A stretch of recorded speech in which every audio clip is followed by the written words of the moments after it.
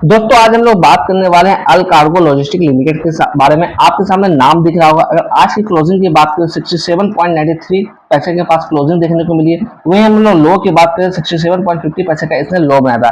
अगर हम लोग बात करें अकॉर्डिंग टू टिकट के परफॉर्मेंस, यहाँ पर लो नजर आता हुआ दिख रहा है। वैल्यूएशन की बात करें तो वैल्यूएशन भी हाई नजर आता हुआ दिख रहा है। ग्रोथ की बात करें ग्रोथ भी लो है। अगर हम लोग एंट्री पॉइंट की बात करें वो कहीं ना कहीं एवरेज नजर आता हुआ दिख रहा है। अगर यहाँ पर हम लोग फोरकास्ट एंड रेटिंग्स की बात करें, देखिएगा 3 एनालिस्ट ने इसे कवर किया है, जिसमें से 3 एनालिस्ट ने इसे 100% बाय की रिकमेंडेशन यहाँ पर दी है।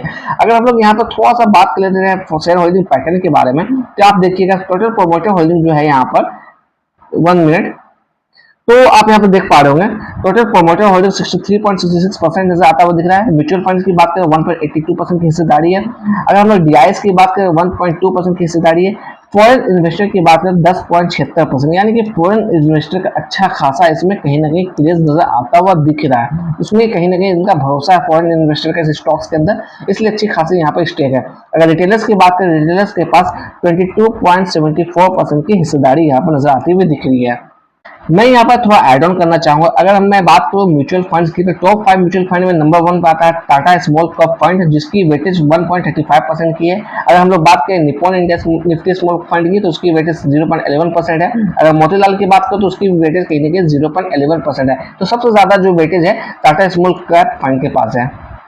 अगर मैं यहाँ पर टेक्निकल्स की बात करूँ, यानी कि परफॉर्मेंस की बात करूँ, पिछले 10 सालों में इसने पॉजिटिव रिटर्न दिया है 126% का। पिछले 5 सालों में बात करें तो 168% का पॉजिटिव रिटर्न दिया है। पिछले 2 साल में बात करें तो -30.62% का नेगेटिव रिटर्न है।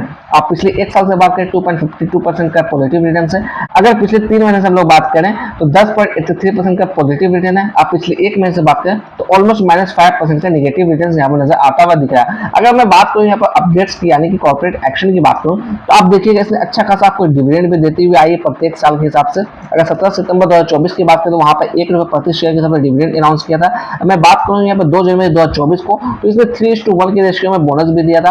15 मार्च 2023 की बात करें तो वहां पर ₹3.25 के हिसाब से डिविडेंड दिया है।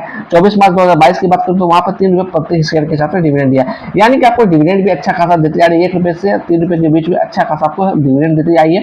हाल ही में से अपना यहाँ पर बोनस भी अनाउंस किया था। तो समय में पीछे जाकर देखिएगा अच्छा खासा आपको डिविडेंड अनाउंस करती हुई आ रही है प्रत्येक साल के हिसाब से। अगर मैं बात करूं 30 दिसंबर 2015 को, तो वहां पर 1:1 का बोनस भी इसने अनाउंस किया था।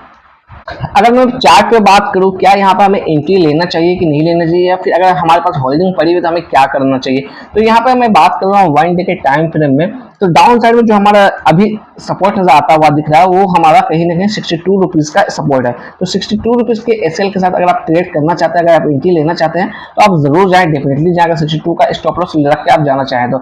अदरवाइज आप इग्नोर करके जाएं। अगर आप कहीं ना कहीं इस स्टॉक्स में लॉन्ग टर्म का नजरिया रख रहे हैं, तो थोड़ा सा आपको एनालाइज करने की जरूरत है, क्योंकि नंबर्स देखा जाए तो उसमें कुछ खास रहे नहीं है 2 क्वार्टर से। अभी बात करूं मैं गिरावट की, गिरावट फर्दर कहां तक रह सकती है, या फिर अगर ऊपर जाती है तो किस लेवल तक ये जा सकती है। तो मैं सबसे पहले रेजिस्टेंस की बात करूंगा। जो इसके लिए अच्छा रेजिस्टेंस का लेवल आता हुआ दिख रहा है, वो है कहीं ना कहीं 72 रुपीज का। तो 72 रुपीज से हो सकता है मे भी कहीं ना कहीं इसके अंदर वापस से गिरावट नजर आती हुई दिख सकती है।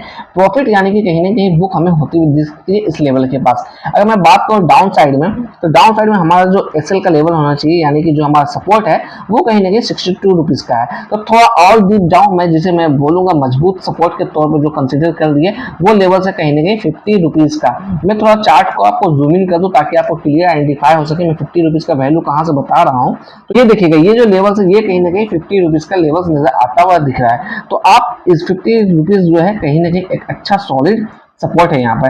तो फर्दर ये बहुत ज्यादा डीप हो जा रहा है, तो यहाँ पर हम लोग अभी एंट्री करना भी चाहेंगे तो 62 के स्टॉप लॉस के साथ डेफिनेटली आप जा सकते हैं यहाँ पर। अगर मैं बात करूँ पहला टारगेट के लिए, तो पहला टारगेट जो हमारा रेजिस्टेंस लेवल है, जैसे मैं डिस्कस कर रहा हूँ 72 का, ये हमारा पहला टारगेट होना चाहिए। अगर मैं बात करूँ इस स्टॉक्स में तेजी के लिए, जब तक ये स्टॉक्स 80 रुपीज को नहीं निकालता है, तब तक इसमें तेजी हमें आने वाली अभी नहीं मिल रही है। तो यहाँ पर फर्दर ऊपर नीचे वाला स्टॉक्स के काम करता हुआ जाएगा। तो यहाँ पर अगर आप छोटे से टारगेट के लिए जाना चाहते हैं, तो पहला टारगेट हमारा 72 होना चाहिए, नेक्स्ट टारगेट 75 हो सकता है। तो यहाँ से कहीं ना कहीं स्टॉक्स में वापस एक गिरावट हमें देखने को मिल सकती है। तो मैं जैसा बार बार डिस्कस कर रहा हूँ, लॉन्ग टर्म का नजरिया आप रखना, थोड़ा सा इसके नंबर्स को आप चेकआउट कर लीजिए, क्योंकि पिछले 2 क्वार्टर से इसके नंबर कुछ खास नहीं आए हैं यहाँ पर।